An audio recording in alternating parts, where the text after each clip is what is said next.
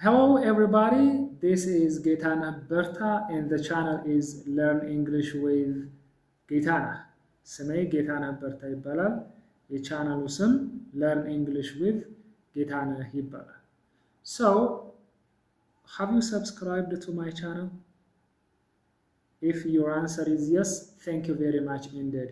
If you haven't subscribed to my channel, do it right now.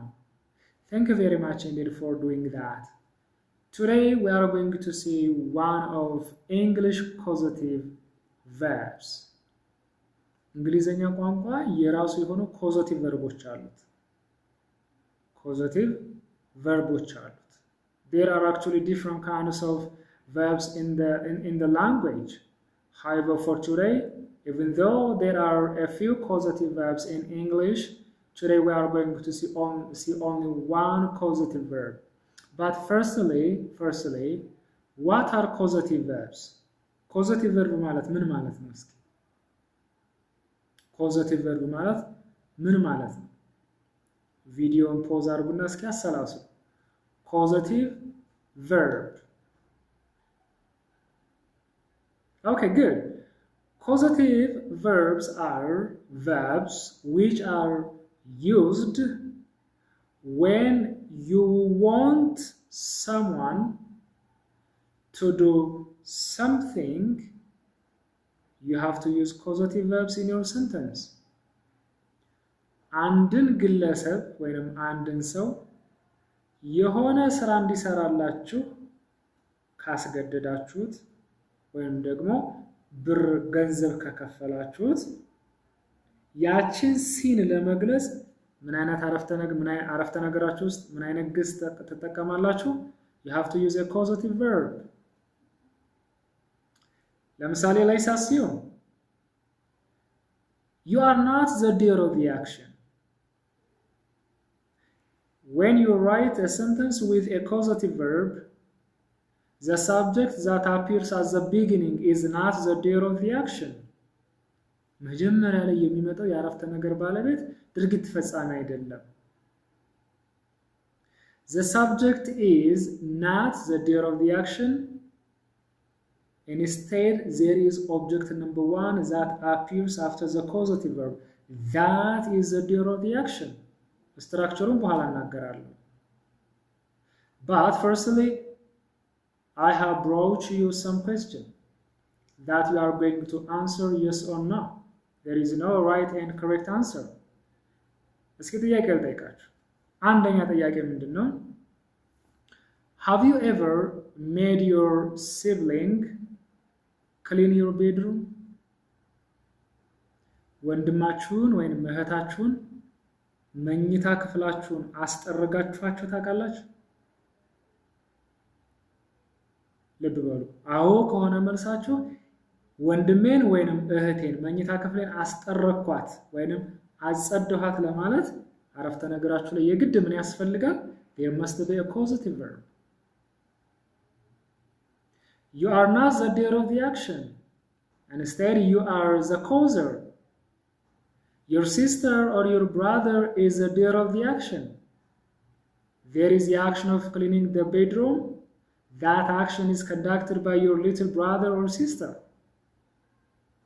ድርጊት ፈጻሚው እናንተ አይደላችሁ። ድርጊት ፈጻሚው ማን ነው? ወይ እህታችሁ ናት ወይንም ወንድማችሁ ነው። ይሄን ለመግለጽ አረፍተ ነገራችሁ ላይ ምን ያስፈልገናል? የግድ causative verb ያስፈልገናል ማለት ነው። Question number 2. Have you ever made your doormate clean the dorm? የዩኒቨርሲቲ ተማሪዎች ከሆናችሁ የዶርም ጓደኛችሁን ዶርሙን እንዲያጸዳ አድርጋችሁ ታውቃላችሁ? If so, in order to describe this event or scenario, you have to use a causative verb. Have you ever made your little sister wash your socks? ለምሳሌ ታናሽ እህታችሁ ካልሳችሁን ማጠብ አትፈልግም እንበል። ነገር ግን እናንተ ዱላ አንስታችሁ አስፈራርታችሁ ወይንም ደግሞ የሆነ ነገር አደርግሻለሁ እንደዚህ ካልሴን ካላጠብሽ ብላችሁ ካስፈራራችኋትና ካጠበች you have to use a causative verb in your sentence.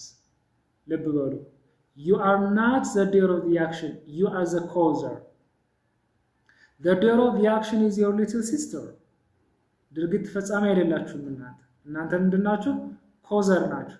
ያ ድርጊት እንዲሰራ ወይም ያ ድርጊት እንዲፈጸም ኮዘር ምክንያት ናችሁ።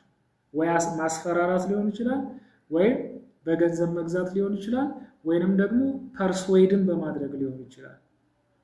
So, in order to write your sentences, you have to use a causative verb.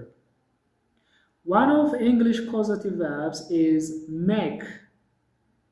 Today, we are going to see how can we use make as a causative verb. Makeን እንዴት አድርገን as a causative verb መጠቀም እንደምንችል እናያለን ማለት ነው።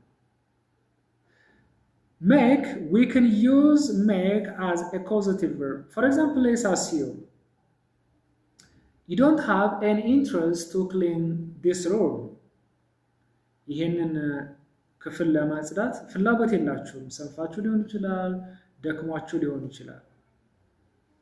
But እኔ ተነስቼ ዱላ ይዤ ተነስተህ ታጸዳለህ አታጸዳም ብዬ ባስፈራራችሁና ይሄንን ሩም ብታጸዱት ይሄንን ሲናሪዮ ለመግለጽ ማን መጠቀም አለብን? We have to use a causative verb.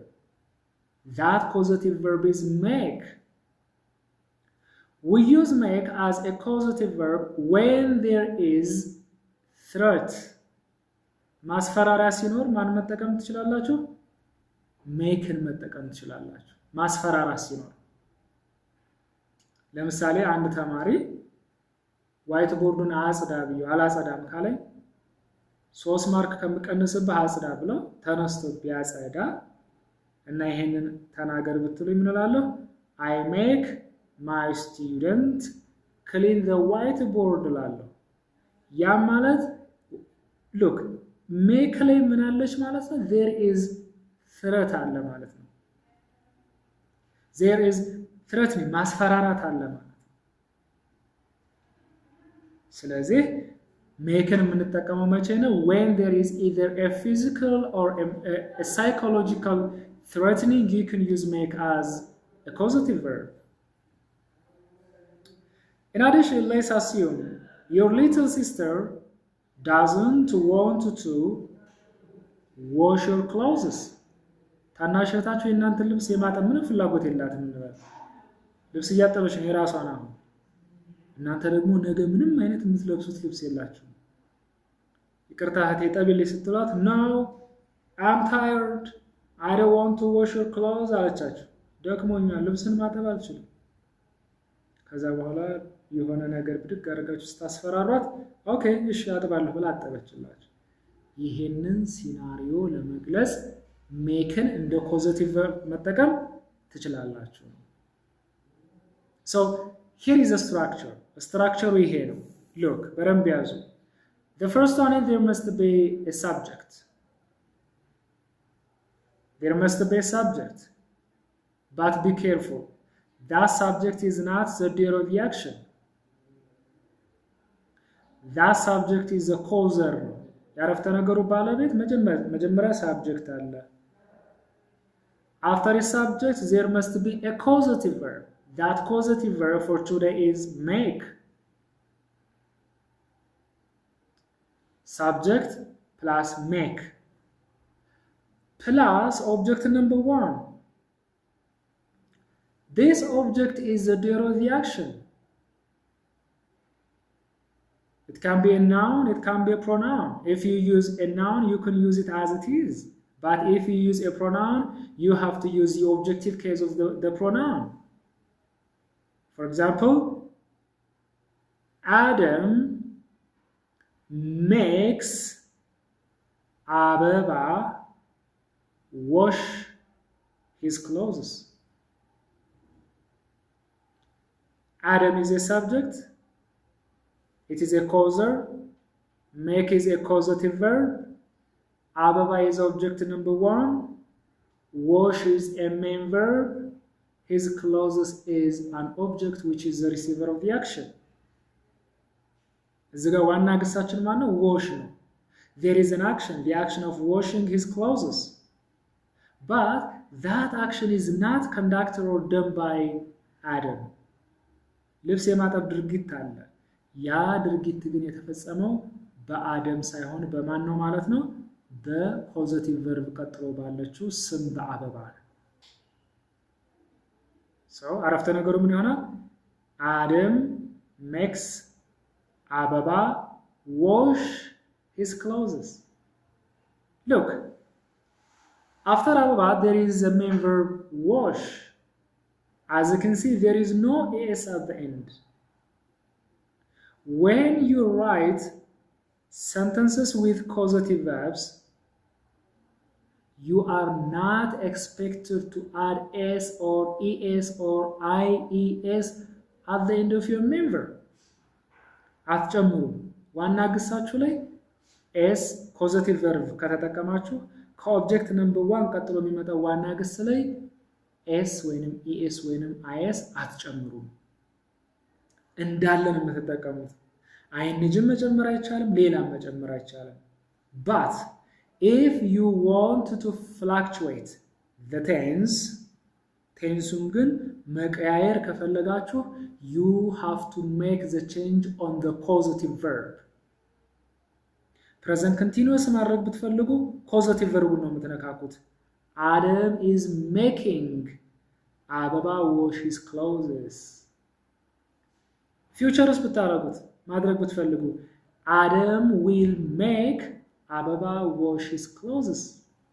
past ማድረግ ብትፈልጉ Adam made አበባ wash his clothes እያላችሁ ቴንሱን ኮዛቲቭ ቨርብ ላይ ነው የምትነካኩት። ቴንሱን ዋና ግስ ላይ ወይንም ከኦብጀክት ነምበር 1 ቀጥሎ የሚመጣው ዋና ግስ ላይ አንነካካ። so if there is make we have to use v1 as a member after object number 1. one more example. Object number 1 is a cozy. Object number 1 ምንድነው? cozy ነው። That means it is the doer of the action. After object number 1, if there is a main verb, actually it must be. And if it is a transitive verb, there must be object number 2. That object number 2 is the receiver of the action. Wash his clothes. Wash is a main verb. His clothes is an object because wash is a transitive verb. So, object number 1 is the doer of the action, object number 2 is the receiver of the action, especially if you use a transitive verb between the object number 1 and object number 2. ስለዚህ ስትራክቸሩ ምን ይሆናል? ልብ በሉ። subject plus causative verb ለምሳሌ make ማለት ነው። ከዛ በኋላ object number 1 ያ ማለት doer of the action ነው።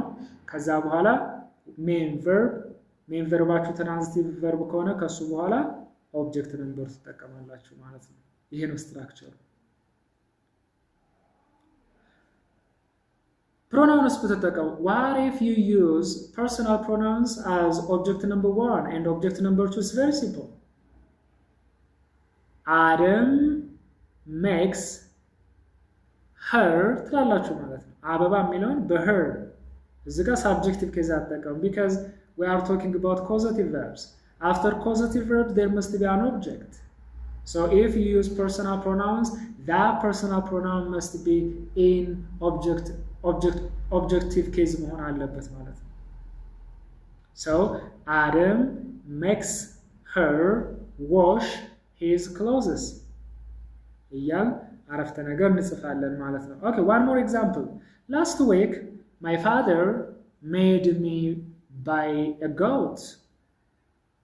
Last week, my father is a subject, but it is not the doer of the action. Made is a causative verb. Me is object number 1. Buy is a main verb. A goat is object number 2. It is the receiver of the action because buy is a transitive verb. Sentence number 2. Right now, I am making the driver drive fast. Right now, I am making present continuous አረኩት ደግሞ። ይሄ ምን ያሳየናል? ቴንሱን መቀየር ብንፈልግ መንካት ያለብን ኮዛቲቭ ቨርቡን ነው እንጂ ከኦብጀክት ነምበር 1 ቀጥሎ የሚመጣውን ግስ አይደለም። ልብ በሉ። ከኦብጀክት ነምበር 1 ቀጥሎ የሚመጣው ግስ ቨርቧን ነው መሆን ያለበት። ኤስ የሌለበት፣ ኤስ የሌለበት፣ አይኤስ የሌለበት፣ አይኤንጂ የሌለበት ማለት ነው። ስለዚህ right now I am making the driver drive fast. Next year I am going to write simple future sentence. Next year I will make Adam return my jacket. Next year I will make Adam return my jacket. So return is a main verb. Return is a main verb. My jacket is an object, which is object number 2. ስለዚህ እንደዚህ ያረግና አረፍተ ነገር እንጽፋለን ማለት ነው። So I hope you have got something new and important. If you have any question, don't hesitate to let me know. You can write your questions in the comment section below. ጥያቄ ካላችሁ አሳውቁኝ፣ ችግር የለውም። So finally, you are going to write your own sentence by using the following structure. Here is a structure. I make blank blank blank. ይችን ተጠቅማችሁ አረፍተ ነገር እንድትጽፉ እና ኮሜንት ሴክሽን ላይ እንድታስቀምጡልኝ እጠይቃለሁ። Thank you very much indeed for sticking around. See you soon.